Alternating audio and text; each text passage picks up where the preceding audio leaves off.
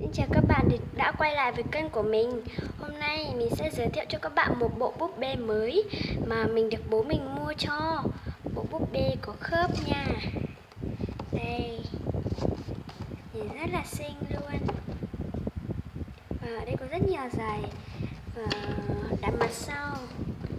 Và có một cô nàng Barbie ha. Có chữ tiếng Anh I'm so happy because of you nè.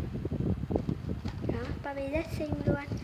Và giá của bộ búp bê này là 80.000.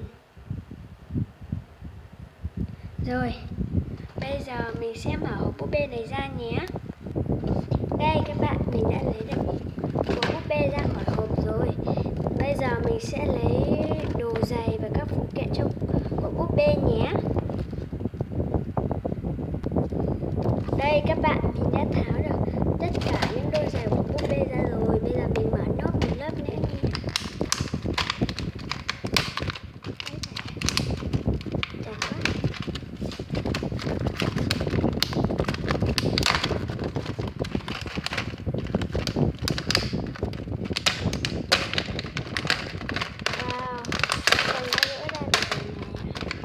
Bây giờ mình sẽ giới thiệu từng đồ một nha. Trước tiên là cái lược chải tóc bê loại nhỏ màu xanh lá cây. Ngoài này xanh đậm, chắc chắn thấy là trong máy quay là xanh ngoài là xanh nhạt, trong này là xanh đậm nhé. Đây là một cái chiếc lược cho búp bê. Tiếp theo, đây là một cái máy sấy tóc cho búp bê cũng màu xanh. Và đây cũng là một cái lược cho búp bê chải tóc, rất là đẹp. Tiếp theo, đây là một cái gương của hình trái tim màu hồng, đằng sau có bông hoa. Và đây là lọ nước hoa cho búp bê màu hồng, rất bé tí hon à. Rồi, và bây giờ mình sẽ giới thiệu giày nha. Đây, đôi đầu tiên nó là màu vàng, kiểu như giày của lọ lem đó, màu vàng.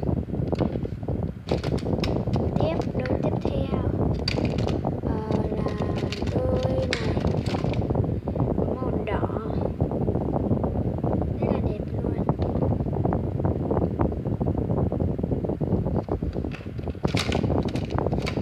Tiếp đôi giày này cũng màu đỏ nha các bạn, rất là đẹp. Đôi tiếp theo là màu tím, rất là đẹp luôn. Đây là một đôi giày màu xanh, rất là đáng yêu. Wow. Và đôi này có màu hồng nè, hồng bóng á, rất là xinh luôn.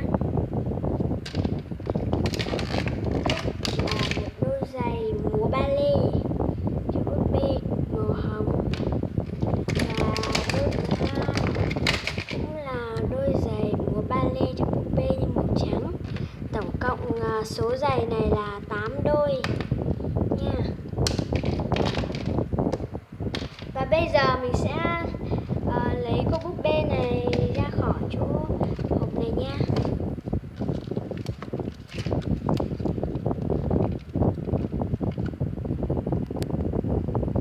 Wow các bạn ơi, mình đã lấy được cô búp bê này ra khỏi hộp rồi. Cô có một mái tóc màu trắng rất là mượt luôn. Sau này có một bộ váy màu tím. Cô cũng đeo một cái túi màu tím. Bây giờ mình sẽ cởi cái túi này ra.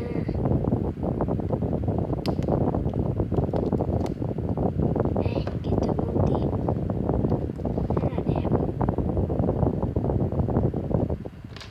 Và cô đang đi một đôi giày màu hồng. Và cô có một đôi khuyên tai rất là xinh.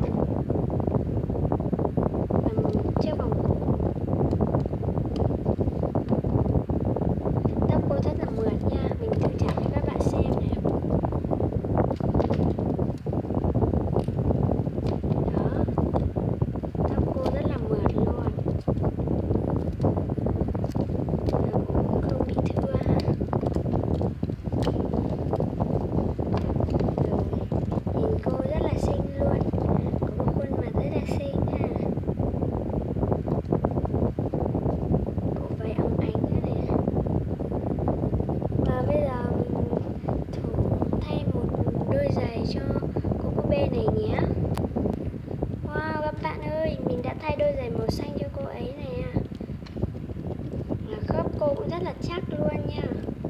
Khớp rất là chắc. Cô có thể soạn được ngang nữa này.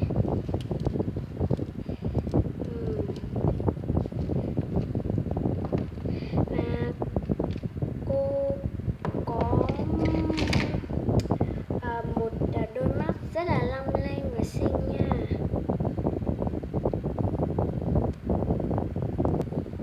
Video giới thiệu búp bê có khớp của mình đến đây là hết rồi.